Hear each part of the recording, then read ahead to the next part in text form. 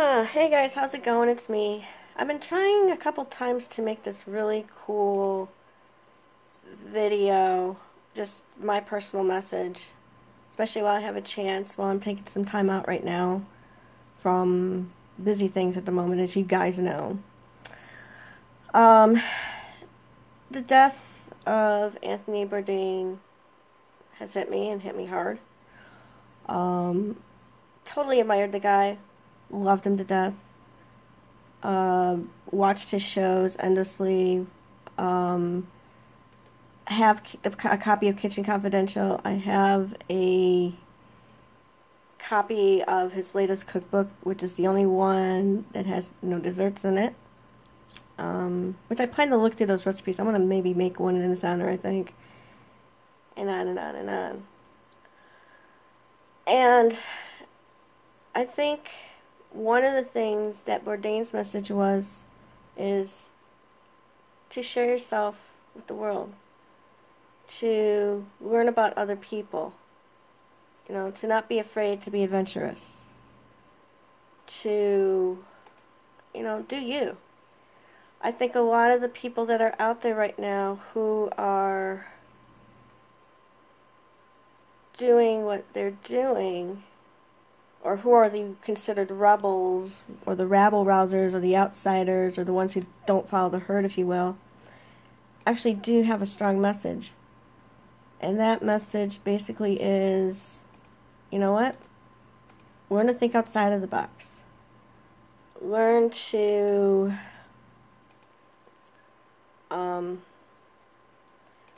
think outside of the box. Be yourself. Don't be afraid to. Don't be afraid to explore. And don't give in to the pressure. I think that's an important thing. And I have to tell you something. It's hard right now. It is really, really hard. But I don't think words can express what I'm feeling right now, honestly, because this has been such a shock. The last time I was shocked by a death like this was Robin Williams, But I really think that we need to listen to each other more. We need to have the conversations. And I think the stigma of mental illness needs to be dropped. I think seeing people like Alyssa Milano or YouTuber Leah Mouse actually saying, screw this, I'm going to do myself and be myself and do these vids is commendable. I think it's awesome. And I wish more people would do that. Because I think when you're in a high position, in the spotlight, or in a very extroverted place when you're not comfortable with it as an introvert, like yours truly here, you try to strive for perfection. The stress becomes more on you and on making sure everything's okay. The stress is more on you to make sure everything can go smoothly. The stress is on you to basically be that person. To be the person. And I know there's some people that when they get into the spotlight, they just don't know how to handle it. When they get up there, it's suddenly like, whoa, you're doing well. Maybe on the outside, but on the inside, you freak out. And it's even doubly hard when what you say online becomes more of a reflection of you as a person and even offline. And frankly, that shouldn't be the case. I think we need to take off our masks more. And I think also we should just not care what other people think. There's a lot of this, people want to bring down certain people for what they say and what they do because it's the right thing to do and they deserve it. Yeah, but you're also censoring other voices, and you're censoring to the point where they lose their money, they lose their job. That's not very free speech like, right? But that's not the point. The point is possibly that person that you're censoring is not only they're not only trying to teach you a thing or two, but perhaps that's the voice that's trying to tell you something. And so instead of facing the demon and taking off the mask, you're running away from it and wanting to censor it. Luckily, for someone like Bourdain, he didn't do that. And I respect that. He didn't care if he made enemies, because that was who he was. I wish more people were like that. But at the same time, those same kind of people also turn normal off, because they're not used to it. They're not used to the brash ass. They're going to tell you the reason why, how, where, what, etc. And, you know, if that's the case, then maybe you should learn from them. Find out why they're not afraid to speak what they are. Most people have been through hell.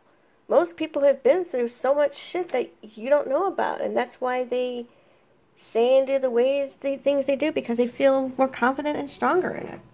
I mean, granted, sometimes my boyfriend says something I'm not comfortable with, but that's who he is, because he's grown up, he's survived, he's been through shit. And those are the stories I like hearing. Those are the stories that are worth reading about and writing about, you know what I mean? Those are the stories worth telling to me, that's what I'm saying. And I think, yeah, the suicide hotline and all that is good, but I think what we need to do more of is we need to connect more. We need to talk to each other more. We need to open up the doors, open up our ears, open up our eyes, and just check in. If you have a friend you haven't heard from in a while, check in, find out how they're doing. Say, hey, haven't seen you, talked to you in a while, what's going on? And maybe, if they're not too busy, schedule an appointment just to hang out and chat and see what's going on. You know, one thing I've found is that when people check in with me to see how I'm doing, or they haven't heard from me in a while, etc., it feels nice. It genuinely feels nice. And instead of living in a cliquey mentality, live in the individual and mentality, and take off the mask, screw the reputation, be you. And that's why I'm friends with all kinds of people, and I connect more with outsiders because of that. But I know I've rambled on a bit. Like I said, I've been wanting to say something, but I'm not sure what. I know that when I make a move to my new place, expression and creativity is going to be much better, because it'll be a different point of view, if you will. But not only that, you know, I need to go. I'm with me just turning 40. I'm looking to go back to discover myself again, because since I've been doing a few things the last couple of years, I feel like I've lost myself, and I think it's time for me to find myself again. And that's what this big move is all about. So, in closing, I really recommend you going to Leah Mouse and Leah Mouse's vlogs. She has great videos talking about her social anxiety and the things that she really gives a really good overview and some stuff that I think will be helpful. As well as, if there's other YouTube channels you recommend, please let me know down below. I will be more than happy to check them out. And subscribe to them as well as my channel. And also click on the little bell thingy so you know in your email, hey, she's got a video up. Not sure how often I'll post, but I will.